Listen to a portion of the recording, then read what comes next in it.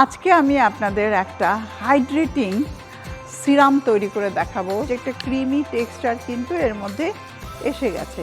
স্কিনটা অনেক ভালো থাকে, ডার্ক সার্কেল পড়ে না, এইজ প্রসেসটাকে ডিলে করে। আমন্ত্রণ জানাচ্ছি রূপকথার সঙ্গে আছে আমি রাহিমা সুলতানা রিতা।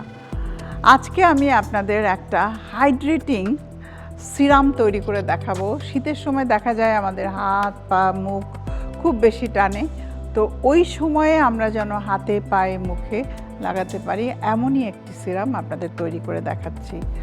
আর আমার সঙ্গে রয়েছে আজকে মডেল লামিয়া। লামিয়া, কেমন আছো? আলহামদুলিল্লাহ, আমি ভালো আছি। আপনি কেমন আছেন? আমি ভালো আছি। তোমার স্কিনটা মনে একটু ড্রাই না? জি আপু, শীতকালে আরেকটু বেশি ড্রাই হয়ে থাকে। বেশি ড্রাই হয়ে যায়। আমি এখানে নিয়েছি মোরিঙ্গা পাউডার। মোরিঙ্গা পাউডার মানে হলো এটা সজনে পাতার পাউডার। এখন আমি এর সাথে অ্যাড করব, এটা একটা জেলের মতো তৈরি করে ফেলবো, অ্যালোভেরা। অ্যালোভেরা দিয়ে দিচ্ছি, সাথে গ্লিসারিন অ্যাড করব, গ্লিসারিন রোজ ওয়াটার। এইটা একটা সিরামের মতো হবে।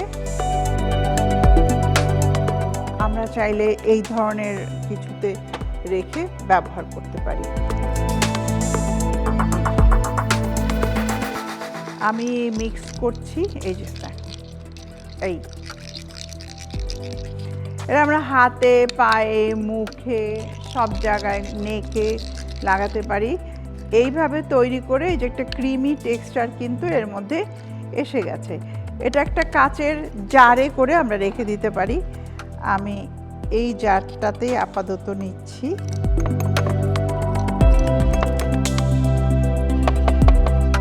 জিনিসটা এই যে এরকম হবে। সবচেয়ে ভালো হয় যদি কাচের একটা বয়মে রেখে দিতে পারেন। 2 উইকস আপনারা নিশ্চিন্তে ব্যবহার করতে পারবেন। এভরিডে ব্যবহার করা যাবে। তুমি প্রতিদিন চাইলে তোমার ফেসে ইউজ করতে পারবে। এটা কি ফ্রিজে রাখতে হবে নাকি বাইরে? এটা ফ্রিজে রাখলে ভালো হয়। নরমালি রেখে তুমি 2 উইকস ইউজ করতে পারো। তাহলে চলুন কেমন করে অ্যাপ্লাই করবেন তাই দেখুন। এসো।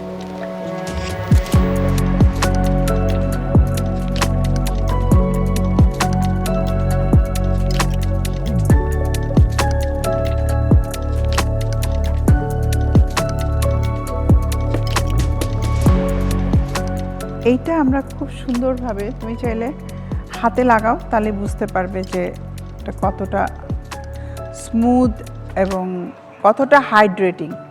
হাতে ইউজ করো, তুমি ভালো করে ইউজ করো, সুন্দর করে।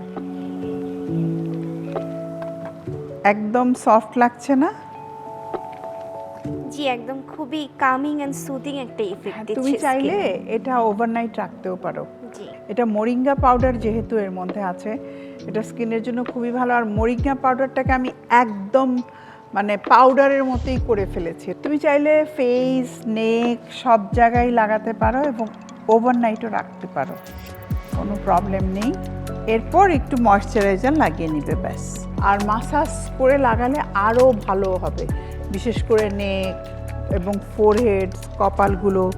আমি জাস্ট গলাটা আমি তোমার একটু দেখিয়ে দিচ্ছি।